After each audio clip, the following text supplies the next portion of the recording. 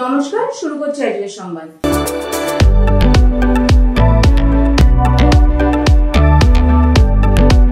নারী নির্যাতনের প্রতিবাদে বর্ধমান শহরে ভারতীয় জনতা পার্টির পক্ষ থেকে বর্ধমান থানার সামনে বিক্ষোভ কর্মসূচি প্রদর্শন করা হলো। এই কর্মসূচিতে অংশ নেন বিজেপির বর্ধমান সাংগঠনিক জেলা সভাপতি অভিজিৎ দাস সহ অন্যান্য নেতৃত্ববৃন্দ। বাংলার প্রতিটি নারী বলছে দাবি একদম এক।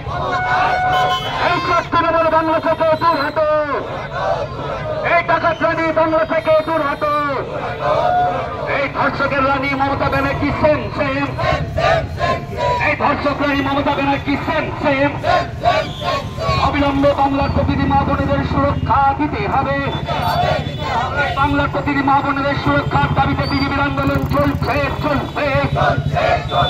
বাংলার পুলিশ মন্ত্রী হায় হায়, এই ধর্ষক পুলিশ মন্ত্রী হায় হায়, এই ধর্ষকদের রক্ষিত মমতা ব্যানার্জি হায় হায়, এই ধর্ষকদের রক্ষিত মুখ্যমন্ত্রী হায় হায়।